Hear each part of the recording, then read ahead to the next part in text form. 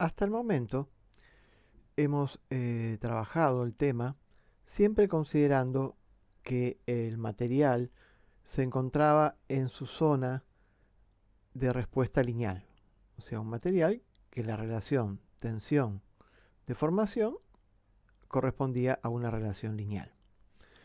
Pero sabemos que eso es válido hasta cierto nivel de deformación o tensión. Pero existe una tensión, en este caso está marcada aquí como tensión de proporcionalidad, a partir del cual la curva del diagrama empieza a curvarse, deja de ser una relación lineal, el material empieza a entrar en un comportamiento plástico. Eso quiere decir, por ejemplo, que si el material se descarga siguiendo una línea paralela a la zona lineal y que cuando se descarga del todo queda con una deformación plástica remanente. Eso es lo que ocurre cuando el material se deforma más allá de su límite de proporcionalidad. Bajo entonces la hipótesis de que el material tenía una respuesta lineal, dedujimos la fórmula de Euler, que recuerdo que la aplicamos suponiendo que las columnas eran perfectas, su eje era perfectamente vertical, eran perfectamente fabricadas, la carga estaba centrada. De esa manera obtuvimos entonces la fórmula de Euler, la carga crítica, que cuando la dividimos por el área queda la tensión crítica. Y que entonces, si lo graficamos en este diagrama, donde aquí tenemos la excentricidad unidimensional, y aquí tenemos la tensión media, o sea, el esfuerzo normal dividido el área, obtenemos esta curva CD que representa a esta fórmula. Esta fórmula, repito, es válida siempre y cuando la tensión normal que actúa en esa columna esté por debajo de la tensión de proporcionalidad hasta la cual el material tiene un comportamiento lineal. Si nosotros en esta fórmula, esto ya lo hicimos, reemplazamos entonces consideramos que esta tensión crítica ha alcanzado el valor de proporcionalidad, despejamos la excentricidad que correspondería a ese caso, a esa excentricidad la llamamos excentricidad límite, y entonces obtenemos esta expresión que justamente corresponde a la abscisa del punto C, que viene a ser la excentricidad límite. Esta curva obviamente se puede graficar en forma completa, pero es importante notar que en este gráfico este tramo está dibujado en línea de puntos, porque significa que la fórmula ya no es válida, perdió sentido a partir de que las tensiones medias normales están por encima de la zona de proporcionalidad y por lo tanto la hipótesis de que el material tiene un comportamiento lineal deja de ser válida. ¿Y qué es lo que pasa en el material cuando estamos en esta zona? Bueno, lo que está pasando es que la curva, la pendiente de esta curva, que la llamamos módulo de elasticidad tangencial, la pendiente de esta curva, va bajando y cambiando constantemente. En esta zona la pendiente era constante y era siempre el módulo de Young, el módulo de rigidez. Pero cuando entramos en la zona plástica, ese módulo va disminuyendo y va cambiando en todos los momentos. Por ejemplo, si nosotros pensáramos que el pandeo en esta zona, cuando ya el material dejó de tener comportamiento lineal, siguiera obedeciendo las hipótesis que hicimos, el planteo matemático que hicimos, la ecuación diferencial que nos llevó a la fórmula de Euler, uno podría pensar, bueno, yo cambio este valor que es aquí, lo cambio por el valor tangente. ¿Por qué estaba aquí en la fórmula? Porque era la forma en que se relacionaban, en que aumentaban las tensiones cuando la viga entraba a deformarse en el momento en que se perdía la estabilidad del equilibrio. Esa era la relación que había, la manera en que en la ecuación de la elástica aparecía este parámetro que tenía en cuenta entonces las deformaciones laterales de la viga. Ahora, claro, si yo supusiera en esta zona que no se mantiene la situación de forma perfecta hasta este punto A, y es en este punto A, imaginemos que estaría pasando la situación de pandeo, entonces el E que intervendría en el cálculo de la carga crítica no sería este E, sino que sería el E de este punto, que es el E tangente. Entonces estamos observando que el E tangente es un valor menor que el E. Entonces, con esta idea de seguir con la fórmula, la metodología de Euler, pero en régimen elástico, lo que estaríamos viendo es que la carga crítica calculada con el E tangente es menor que la carga crítica calculada con un E más grande. Ahí es lo que nos está mostrando el peligro de trabajar con una fórmula donde este valor lo estoy sobreestimando, porque este valor, una vez que entramos en plasticidad, este valor empieza a cambiar y a disminuir. Este argumento que estoy haciendo es coherente con lo que se ve en esta figura, donde vemos que el valor que hubiéramos obtenido con la fórmula de Euler tomando el E de esta parte es mucho mayor que lo que aquí se está planteando en esta curva, donde se está marcando cuál es el límite de estabilidad para la zona inelástica. Entonces, en esa zona inelástica, el límite de estabilidad del equilibrio es menor que el valor que hubiéramos obtenido con la fórmula de Euler. Por eso el problema entonces del peligro de seguir utilizando la fórmula de Euler fuera de su zona de validez, porque el pandeo se produce a cargas menores a igualdad de esbeltez. Esta manera de pensar, esta teoría, que sería una de las teorías para analizar el pandeo inelástico utilizando el módulo tangente, es desde ya una teoría muy aproximada. El primer inconveniente que le podemos encontrar a esta teoría es que yo estoy pensando que en una columna que está comprimida y flexionada, tanto las fibras traccionadas, las fibras que se comprimen más, como aquellas fibras que se comprimen menos, porque ¿qué pasa? Cuando se genera la curvatura, hay fibras que se extienden y otras que se extienden menos, por la forma que tiene la curvatura con la flexión. Hay fibras más estiradas que otras. Entonces, al estar trabajando en diferentes niveles de deformación, hay fibras que se están estirando más, porque son y hay fibras que se están descargando.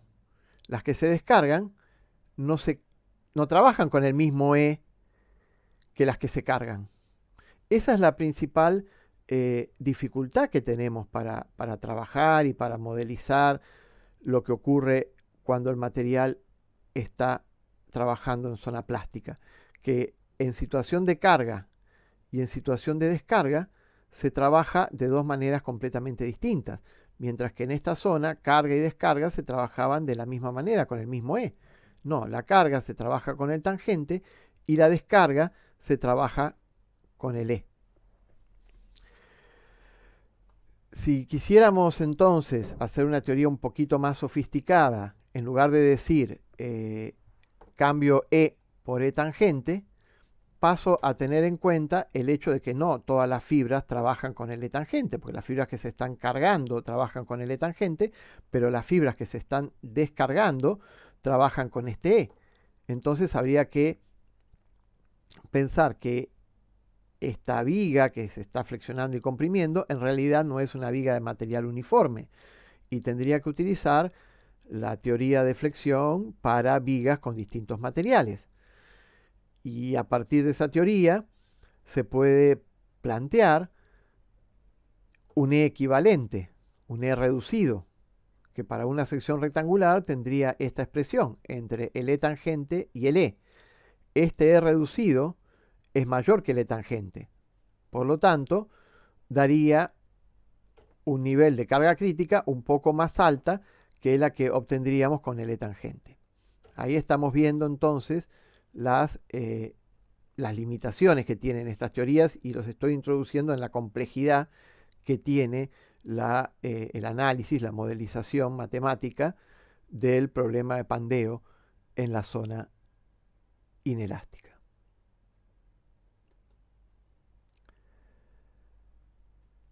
También ocurre que si nosotros analizamos piezas comprimidas donde la esbeltez es muy baja, tanto sea porque la altura es baja o la sección transversal es muy grande, tiene mucha inercia, por cualquiera de los dos motivos la esbeltez baja. Y al bajar mucho la esbeltez, lo que puede ocurrir es que el material no solo está trabajando en plasticidad, sino que alcanza su carga última, la carga última de rotura del material, antes de que se produzca el pandeo. Entonces, en ese caso, el dimensionamiento, el límite de esta estructura ya no lo da el pandeo, sino que lo da directamente la resistencia del material. Esa situación de que lleguemos al límite por la resistencia del material en lugar de por el pandeo, se da para esbelteces bajas. En forma aproximada, se puede decir que cuando la esbeltez está por debajo de 20, uno ya no tiene que preocuparse por la posibilidad del pandeo y entonces todo el dimensionamiento lo puede hacer a partir de la tensión última del material, porque el pandeo estaría por encima de ese valor. O sea, vamos a llegar a la rotura del material antes que al pandeo. Entonces, en esta zona se puede dimensionar a partir de este valor, obviamente tomando coeficientes de seguridad para obtener los valores admisibles. Repasando, entonces, tenemos que en función de la esbeltez, tenemos tres tramos. La zona de baja esbeltez, donde alcanzamos primero la resistencia límite del material antes que el pandeo. La zona, eso se llaman columnas cortas. La zona intermedia, donde ya hay suficiente esbeltez como para que la estructura pueda colapsar por pandeo, obviamente en régimen inelástico. Y la situación que fue la primera que estudiamos, que es cuando la esbeltez es mayor que la esbeltez límite, tenemos lo que llamamos pandeo elástico y estamos entonces bajo la zona en la cual es válido el cálculo de la carga crítica por la curva de Euler. En las zonas intermedias, para obtener el concepto del valor de la carga crítica, hay que utilizar teorías más sofisticadas que la teoría de Euler, porque justamente tenemos esta problemática de que ya el material no se comporta con un único módulo de rigidez, sino que el módulo de rigidez va disminuyendo, va cambiando todo el tiempo, no todas las fibras de la sección transversal trabajan con el mismo módulo de rigidez. Esas son las complejidades que vamos obteniendo, que nos complican la modelación matemática en esta zona. Todo este análisis que estamos haciendo de cálculo de cargas críticas es bajo la hipótesis, repito, de que la columna es ideal, es perfecta desde el punto de vista geométrico. Pero nosotros también vimos las situaciones en las cuales tenemos las columnas comprimidas, pero a su vez con una excentricidad. La carga que se aplica en los extremos se está aplicando también un par. Eso lo trabajamos y obtuvimos la fórmula de la secante. Y en este gráfico es importante que repasemos cómo hemos graficado la fórmula secante. Lo que hemos planteado en la fórmula de la secante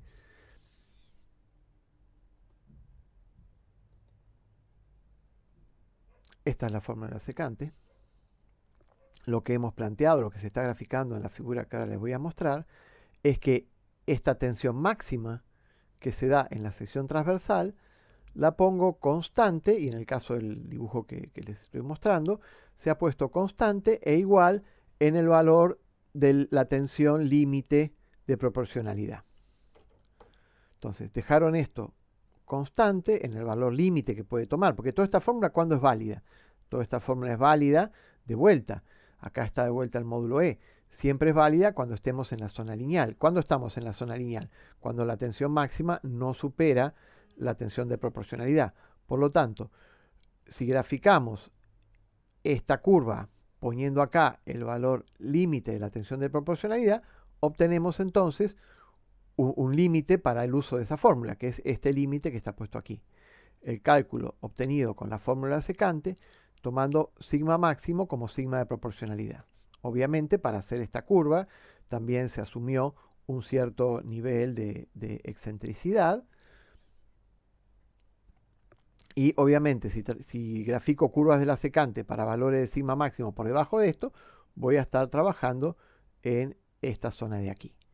Y yo entonces voy a tener una relación que me va a poder decir cuál es la tensión media con la que estoy trabajando a una dada esbeltez cuando yo sé que mi valor de excentricidad es conocido.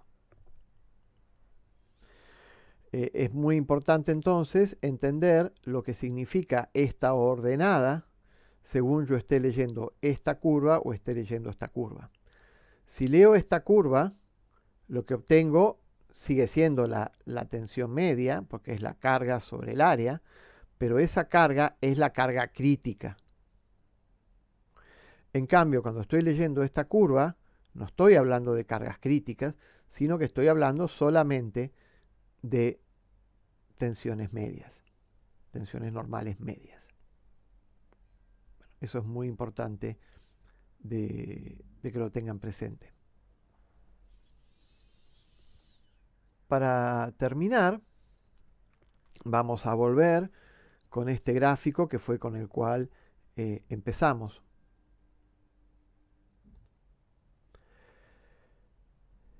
Al principio de este tema comenzamos estudiando la situación justamente de equilibrio estable, equilibrio neutro y equilibrio inestable, justamente para encontrar el punto crítico en el cual había una bifurcación del equilibrio. Y así llegamos al concepto de carga crítica que habíamos calculado, era esta fórmula A, donde yo justamente, ¿por qué la dibujo horizontal? Porque yo aquí estoy poniendo carga en función de desplazamiento lateral. Entonces, mientras yo tengo una carga que esté menor que la carga crítica, mi desplazamiento lateral es cero, porque la columna, no se ha deformado transversalmente. Y cuando llego a la carga crítica es el punto en el que puede haber equilibrio indiferente, o sea, puede estar equilibrada en cualquier posición, deformada o indeformada. Por lo tanto, esta línea es horizontal. También habíamos estudiado de que, bueno, esto justamente era un problema de autovalores y autovectores, donde el autovalor era la carga crítica y el autovector era la forma deformada que podía tomar, que era justamente en ese caso formas tipo ondas senoidales, un seno, una onda, una semionda del seno, que es lo que cumplía las condiciones de borde. Pero todo eso lo habíamos visto que era válido con las hipótesis que habíamos trabajado, que eran una columna ideal, una ecuación de la elástica lineal, porque ya habíamos visto que la ecuación de la elástica en realidad no es una ecuación lineal, pero mientras las deformaciones laterales y fundamentalmente los giros que sufren las secciones transversales sean muy pequeños, uno puede trabajar perfectamente con una aproximación lineal de esa fórmula. Y obviamente estamos trabajando con un material perfectamente lineal. Entonces nuestra fórmula matemática era válida en esta zona, pero si nosotros nos alejábamos con mucha deformación, la ecuación de la elástica dejaba de ser lineal, empezaba la ecuación de la elástica no lineal, y por eso en realidad teníamos este comportamiento B, si hiciéramos deformaciones más grandes, donde se va teniendo en cuenta que la carga sí va aumentando a medida que se deforma y no es una situación de equilibrio indiferente, y entonces tendríamos un comportamiento como la curva B, si tuviéramos en cuenta la ecuación de la elástica con toda su no linealidad en grandes deformaciones. Bien, lo que tenemos que ver ahora es qué pasaría si seguimos si nos alejamos de nuestras hipótesis. Bueno, si nos alejamos de nuestras hipótesis de columna imperfecta, esto ya lo hemos estudiado, la imperfección de la columna la podemos tener en cuenta a partir de la excentricidad de la carga. Así como nosotros estudiamos el problema con pares aplicados en los extremos, podríamos hacer algo análogo, dejar la carga centrada en los extremos, pero considerar que el eje tiene una excentricidad y entonces de vuelta en la zona central vamos a tener un par aplicado porque al estar el eje fuera de la línea de acción de las cargas, se genera de vuelta un par aplicado. Y entonces tenemos este tipo de comportamiento que ya lo hemos estudiado cuando había ciertos niveles de excentricidad. Lo que pasa que de vuelta, las ecuaciones que nosotros obtuvimos para los casos con excentricidad seguían trabajando con la ecuación de la elástica lineal. Pero si nos seguimos deformando mucho, empiezan a juntarse los efectos. Y entonces hasta acá uno podría decir, bueno, vale la ecuación de la elástica lineal. Acá sin excentricidad, acá con excentricidad. Y estas son las fórmulas que nosotros calculamos. Pero a partir de aquí empieza a tenerse en cuenta también el hecho de que la ecuación, las deformaciones son grandes y entonces empezamos a tomar este tipo de curva. Donde ahora empieza acá a tallar el hecho de que la ecuación de la elástica es no lineal. Esta parte de acá la definió el hecho simplemente de que estamos trabajando con una excentricidad.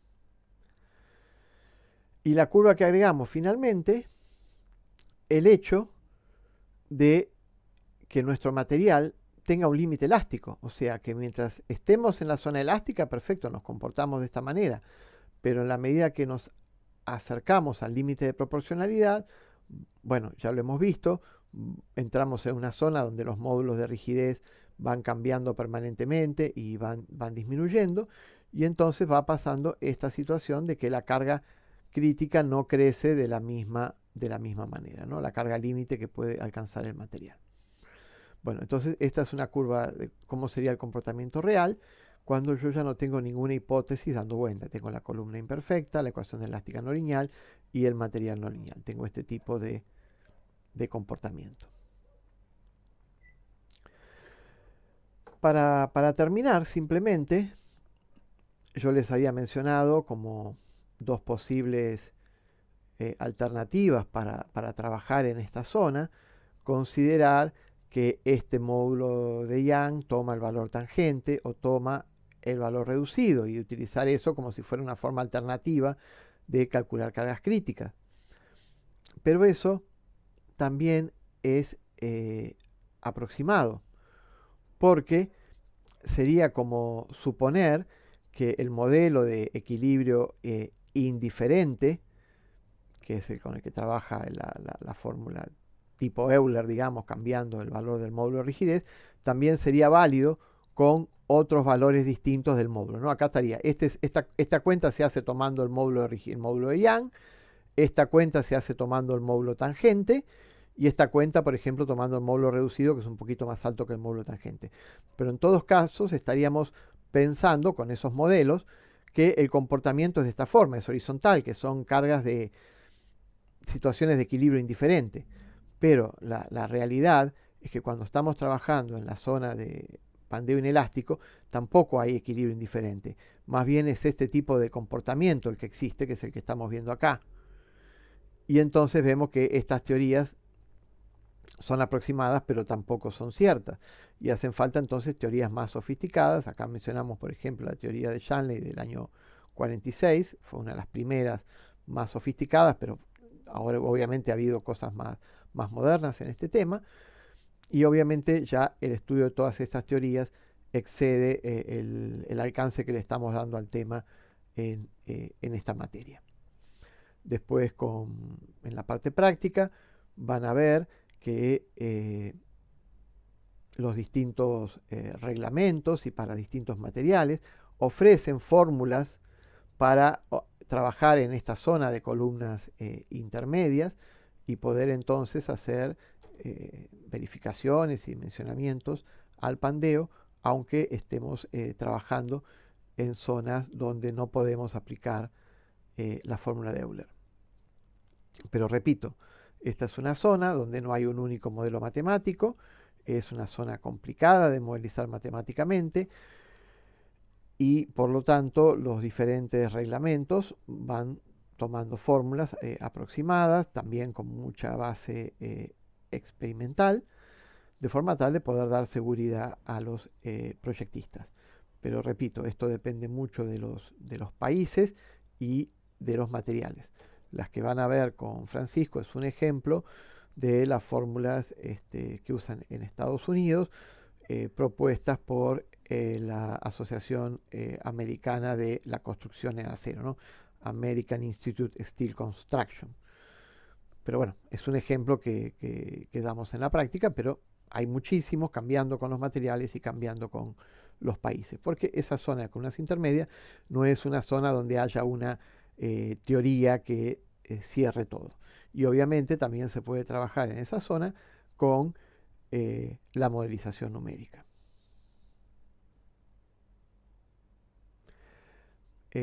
Para terminar también, me falta mencionar que no solamente las columnas comprimidas pueden sufrir pandeo, sino que hay pandeo también en otras estructuras bajo compresión, como pueden ser vigas de perfiles laminados, por ejemplo, una viga doble T, la zona vertical, el alma que une los dos patines, también puede llegar a sufrir pandeo, se llama pandeo del alma.